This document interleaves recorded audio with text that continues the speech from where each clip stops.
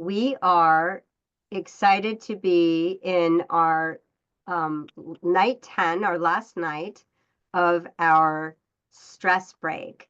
And many of you have been here from the beginning, so we're so grateful you found it and you've stuck with us. And we are very big. I've saved a very special session to be our last session, and that is to focus on our deep values, what we care about most. And I have brought you a deep expert, Dr. Diana Hill. But before I introduce her, just wanted to um, remind you all that this was what we call a pilot. This was a test. Okay, so we are evaluating this test to see how this works to deliver some mindfulness and try to connect through Zoom. The Zoom meeting is clearly better than the webinar, so we got to be a Zoom meeting today, so we can actually interact, and we're gonna have a little bit of Q&A later. We are going to give our last little quick Qualtrics survey, and just to remind you, Jyoti Mishra, who many of you met on another night, is going to send you a link. It's probably already in your mailbox, and it is from Climate Resilience at ucsd.edu. And so this is just a little bit longer than other nights because this is your chance to give us a little bit more feedback. So we really appreciate that. So please fill that out for us. We're going to learn from that, and we're going to launch it again, an optimized version. We're not quite sure. We're going to use the feedback to tell us, maybe in a few months, maybe in the fall. Okay, so that brings us to our amazing speaker. We are so lucky to have a dear friend of mine, Dr. Diana Hill. She is a PhD clinical psychologist, and she's also one of the teachers for our UC Santa Barbara climate resilience class. And if you are a UC student, you have probably heard that you can register for a kind of a deeper dive into experiential learning, mindfulness, and climate resilience. And I will let Lucy put that in the chat, the link to our class. Diana got her undergraduate degree from UC Santa Barbara. She majored in biopsychology and got her clinical degree from University of Colorado at Boulder. She is one of the most well-known therapists in a very sophisticated type of therapy called acceptance and commitment therapy, or ACT. And she's also integrates yoga, spirituality, contemplative practices with the psychological science. So my favorite kind of speaker. She has written some books, the Self-Compassion Daily Journal, the ACT Daily Journal, a new book, I Know I Should Exercise, and then an upcoming book called Wise Effort.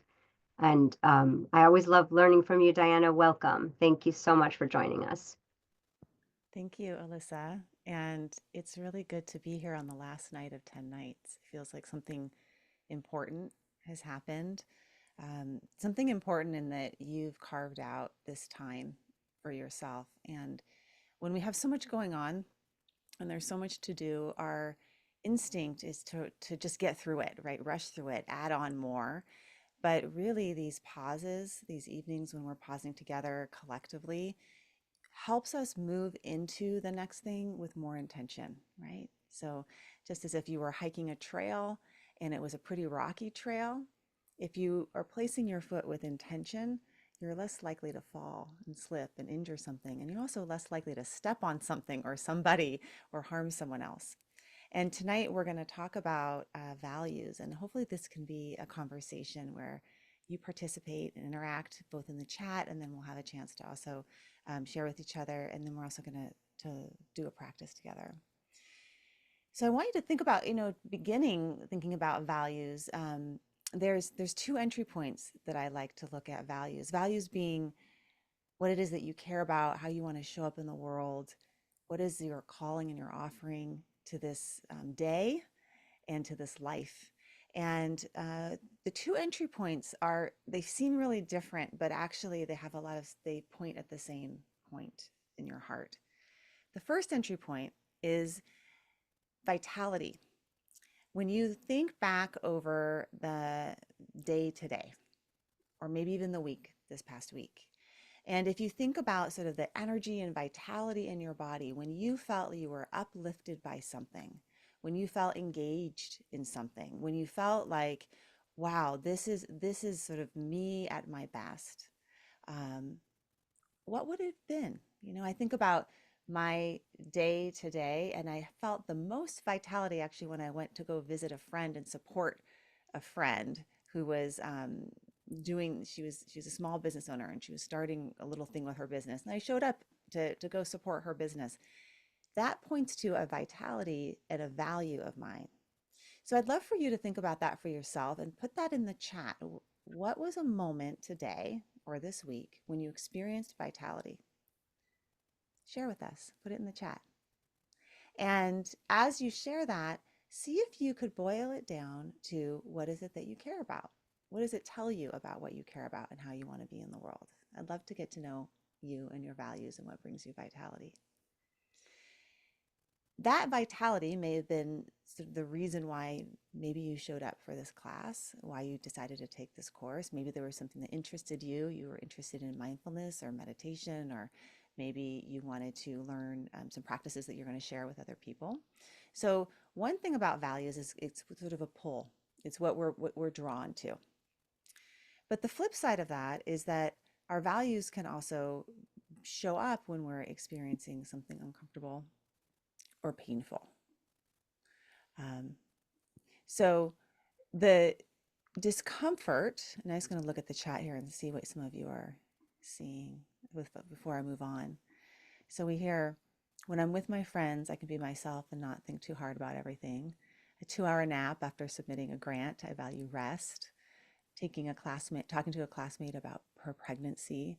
Harmonizing and playing guitar with my teacher, right? You can see the essence of these experiences. It says a little something about you and what you care about and how you want to be. So the flip side of that is the things that we regret, the things that maybe those moments that we missed when we were out of alignment with our values.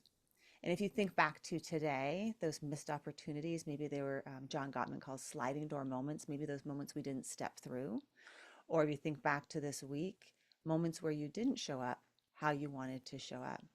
And you get that kind of ping of regret. Oftentimes what we do in those moments is we blame ourselves or get down on ourselves or criticize ourselves. But as we learned last week about self-compassion, it's actually those moments that show our humanity in our heart. And they can tell us a little bit. They're sort of like notifications on your phone, those moments of regret, notifications that there's something important to you in that. So if you think back over the past week or day, has there been any moments that you've regretted? And what do those moments tell you about your values? You don't have to write those in the chat if you don't want to, but you're welcome to. If I think back over my week and my day today, a moment of regret that I had was driving my son to a sports practice, and I didn't talk to him as much as I wish that I had. I kind of let it be silent. I didn't ask him questions. I was in my head. I was busy. I was driving. I was thinking about things, and it was this missed opportunity with my teenager to connect, because that's like he's a captive audience for those 15 minutes of driving, right? And that tells you about what I care about, right? So I care about connection. I care about being there for my kids. So what about for you, those moments that you regret? And when we start to look at our life in this way, as these values that are in your heart, they're personal, they're chosen by you, they give your life meaning. You can use words for values. I have all sorts of lists of values lists, things like kindness and adventure and humor and honesty and integrity, inclusivity, um, bravery. These are words that we could put on our values, but it's really more the qualities of what you bring to the moment. And we're constantly moving in and out of our values. But when you get more attuned to them, you can use them as a guide, and you can use them as a resource, an intrinsic motivator to get you back on track. And you can use them to help you make decisions. You can also use them to give you some actions that you could take. So this 10 days, you've been learning a lot about pausing, mindfulness, self-compassion. With your values, in that pause, it can tell you what is the next step that you want to take. And that's what we're going to do in our practice tonight. We're going to look at and explore our values on the inside and use that as a guide for next steps. And then we'll open up for a little bit of discussion. John shared, for regret, I have a weekly reminder of regret when I have a family therapy session with my son who's up in Montana, get some inpatient help for his mental health. Heaps of regret of things that we could have done differently, right? This is parenting. You just get loads of regret. If you are a parent at some point, or a caregiver. And actually, one thing that to sort of point out is that we don't want to get stuck in the regret. We want to use that regret as in the here and now. How could I act on those things? How could I shift my actions now in the here and now and use that as a compass of what you care about? So let's do a little practice together. And you can do this practice seated. You could do it lying down. You could do it eyes open or eyes closed, whatever is most comfortable position for you to be in right now, because we're going to go on a little bit of a journey inside to explore some of your values. And first, let's just get here. So one way I like to land in the present moment is going from the outside in. So from the outside, maybe you can notice a sound. You could notice temperature of air on your skin.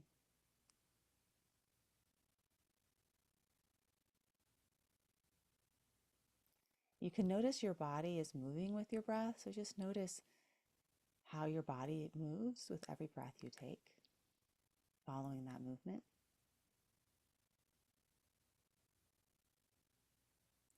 And then climb inside your body and notice your body on the inside. You can do a little bit of a exploration of noticing sensations in your head, sensations in your belly, and then following your breath, just taking a couple slow, long breaths to land here. Breathing in, I have arrived in this moment. And breathing out, I am at home in this moment.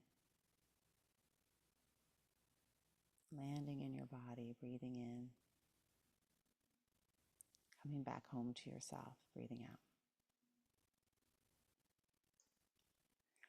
And then I'd like for you to bring to mind something that's up for you right now. Something that may be a challenge that you're worried about. Something that is uncomfortable. And as you bring it to mind, there's all sorts of stories around that thing, right? The story that worries you or bothers you. And I'd like for you to just notice that story, but then drop into the feeling state in your body of where you feel this thing. Maybe it's in your chest or your belly. It could be in your throat. This thing that bothers you, that seems to be kind of sticking around right now. It's a load that you're carrying. Feel the weight of the load. How heavy is it?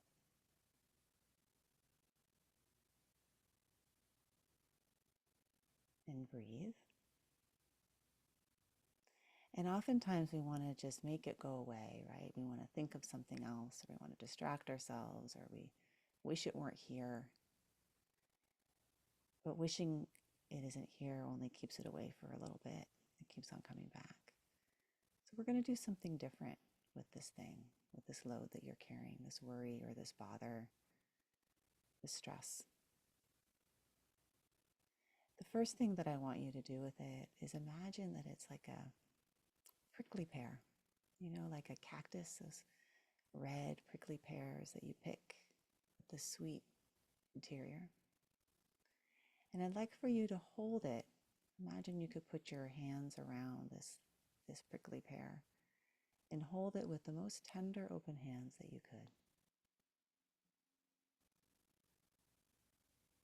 just barely, barely, barely touching it, most tender.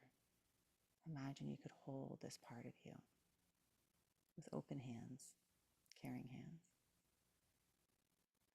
And then I'd like for you to imagine that just like a prickly pear, there's something in here that's causing the hurt.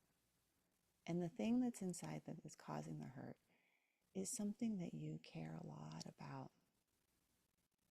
It hurts because you care so much. And that care is at the very center of this hurt, just like the sweetness of a prickly pear. At the very center, there is a deeply caring heart. Your heart cares so much. That's why this is bothering you. What is it that you care about? Why does this matter to you?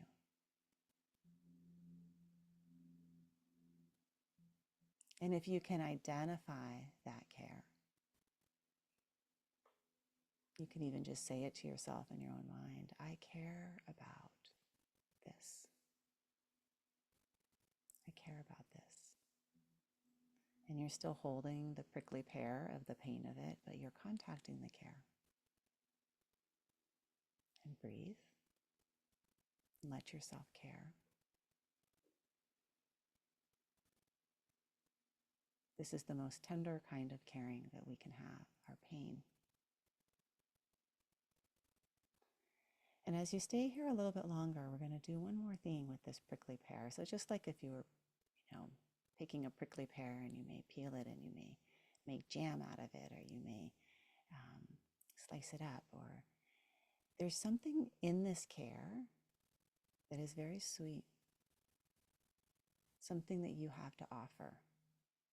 That's why it hurts so much, because you actually care a lot, and in that care is your heart, and you have something to offer here, something really important. And see if you can identify that. What can you offer here?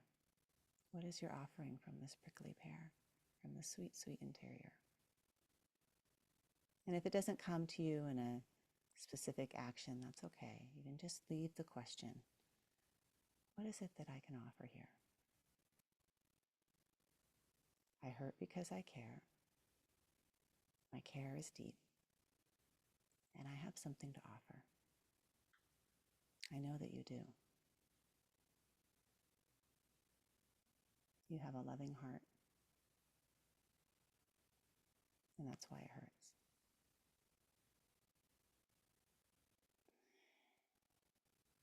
So again, we can come back to that feeling in our body, that bother. And maybe it's shifted a little bit. You could see that underneath the bother is a care, and in the care is an offering. This is your practice, to stay with it long enough so that you can find the offering. And if we were all to do this collectively, I'm imagining that all of us in this space all have our own inner prickly pears. Everyone has them, including me, including Alyssa, including the people that set this up. We all have our prickly pears. But if we could see past the prickles, and we could see the loving, caring heart, and if we could make space for everyone to offer what they have to offer, imagine what kind of world we create. What kind of world? So the practices that you're learning are practices to be with the stress so that you can contact your heart and live from your deepest values. And that is a beautiful practice that you have available to you anytime. Taking in a long, slow breath.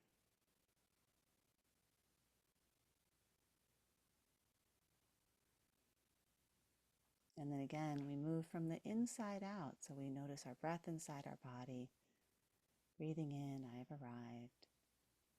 Breathing out, I am home. Home inside myself. And then we notice the temperature of air on our skin, our body being moved with our breath, and any sounds around us. And we're going to come back into the space, and I like to do a little bit of a movement as I come back. Sometimes I move my shoulders. Sometimes I move with my arms, a big breath up, my arms up to the sky, and my arms down. Sometimes I like to roll my neck, give my neck some love. And then coming back into the space, I would love for us to share. You don't have to share what your prickly pear was, but what you can share is what you care about. And if you got to a place of what I have to offer that was inside of that pain, I'd love to know. You can either turn on your screen and be bold and share in that way, or you can share in the chat. Um, I will share as sort of an opening that my prickly pear right now is really just is around something around my family and my husband. And what I have to offer is not to solve the problem, but just to be loving and caring, and a little bit more touch, a little bit more hugs, a little bit more patience. And that came from my prickly pear.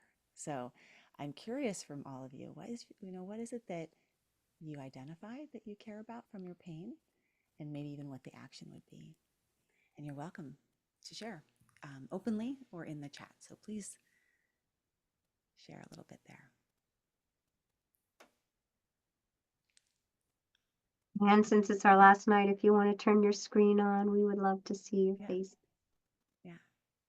But no pressure. No pressure. There we Hi. go. That's someone. Yeah. Yay. Hi, thanks for hosting this. Do you want to share a little bit about your experience either with the meditation or the class itself, how it's impacted you? Yeah, I think, it's like I didn't actually prepare that, on my paper, but I would definitely say that, it's still a lot of, lot to digest for me, as I think it's just a lot of things that I think would benefit me in the long run. Yeah. Beautiful. Thank you for sharing that. Yeah. There was a question about, is the prickly pear offering for yourself or for others? And it can be both, right? It could be maybe the offering is for yourself, an act of self-compassion, or maybe it is for others. And then sometimes it becomes sort of a both and, right? When you offer it to yourself, then you're also more able to offer it to others. That's what we talked about last night with self-compassion. Yeah. How about for others? Anyone want to be bold and brave and share? There's more messages coming down. I identify that I really value reciprocity. Oh, that's an awesome word for a value. I love the prickly pear analogy. I have that cactus in my yard. See, this is a very California moment. I couldn't use this in like Massachusetts, right? I wasn't sure about the offering part, but I value work-life balance. I'm stressing about finals. I want to become a great provider one day. Yeah, yeah. So even in that stress, you care about your finals because there's something that's really important to you in that, right? To be a provider, to offer support for others. Yeah, this is a really stressful time, the end of the quarter. Anyone else want to share? And we can kind of also open it up to just practices from the 10 days. If you were here for more than one day, I'm really curious, what are the takeaways? Like if there's a few practices, and I'm gonna give you one in our last minute here, one that I would love for you to take away. But if there's other ones that you want to collectively add to the list, of any takeaways or practices that you think that you're gonna want to do on your own, we're really curious to add that to the chat. And the practice that I would love for you to offer you tonight, based on just what we did, is the steps that we did, which was when you're hurting, when you're stressed, to not run away from it so quickly, but to first hold it like we did. It was a little compassion practice, really. See if you can just hold it with, sometimes it's prickly, so you got to hold it really lightly. Go towards it and remember that inside of it, there's something that I care about here, and how can I act on that care? Just that line, there's something that I care about here. How can I act on that care? And then all of a sudden you will have a more direction to go with it. If you want more meditations like that, I have free meditations on my website. So at drdianahill.com, if you just go right there, it'll pop up, you put your name in, and you'll get some free meditations. There's a great one called Just Like Me, which is a compassion meditation. There's a few other ones. And then I also have meditations for free on Insight Timer. If you Google my name, there's lots of resources and talks and all sorts of things. Alyssa, do you want to add to this closing bit? Well, it's first of all, thank you, Diana. That was so beautiful. And I'm so glad that you've built in so much of this work on values and self-compassion in our class. I love the self-compassion workbook that you made. It's precious. None of us give ourselves enough social compassion, self-compassion. It's not in our culture. It feels weird, and it's so important, and especially right now. I've been a little bit overwhelmed this week, and just instead of feeling really bad that I don't have the energy to do all these things that are demanding of me, I've just laid down, had some rest, and decided to like actively practice self-compassion. I couldn't possibly finish anything anyway. Anyway, so let's see, Lucy. Oh, yes, thank you. She's given us Diana's time. Uh, Meditations on Insight Timer. It's such a great resource for all of us. Insight Timer is a free app that has many kinds of meditations. Diana has a lot on there, and I even have some on there from my book called The Stress Prescription. So if you want a little primer on kind of looking at an inventory of the things stressing you out and helping reduce and organize them, I've got some things there too.